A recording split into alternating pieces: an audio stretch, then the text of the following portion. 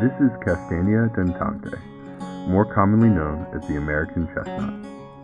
This huge tree, reaching 40 meters in height and several feet in diameter, covered more than 200 million acres of the eastern United States, from Maine to Florida and the Atlantic to the Ohio Valley.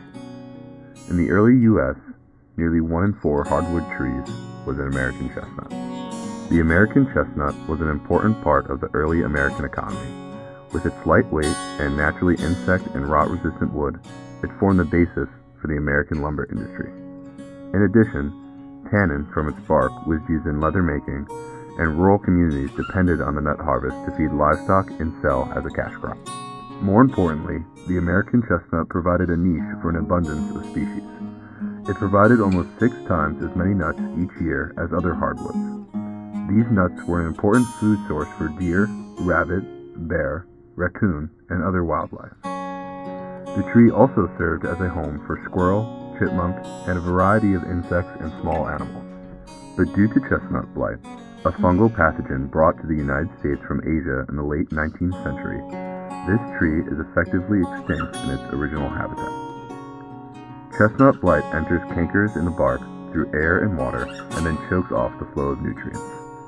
Because blight does not affect the tree's root system, the tree continues to sprout but becomes infected again as they mature and are never able to reproduce. The result? Nearly 4 billion of these trees have died within 50 years of chestnut blight arriving in the U.S. Now, fewer than 100 mature trees remain in this historic range. Why is losing the American chestnut important? The American chestnut is a keystone species. It determined the physical structure and the microclimate of the forest, creating the environmental conditions on which the forest creatures depend. Like a keystone supporting an arch, the American chestnut supported the entire ecological community. The leaves of the American chestnut contain more important nutrients, such as nitrogen, phosphorus, and magnesium, than the leaves of other hardwood trees. The leaves also decayed more rapidly, providing soil and water with the nutrients necessary for life.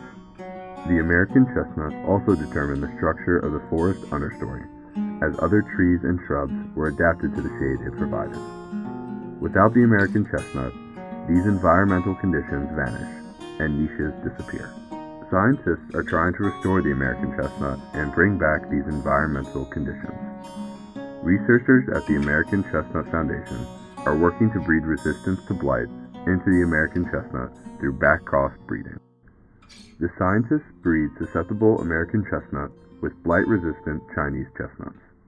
Through multiple rounds of back-crossing, they hope to produce a tree that is genetically 94% American.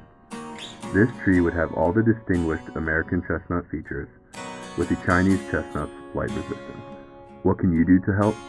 Donate to and become a member of the American Chestnut Foundation today, and find out more at www.acf.org.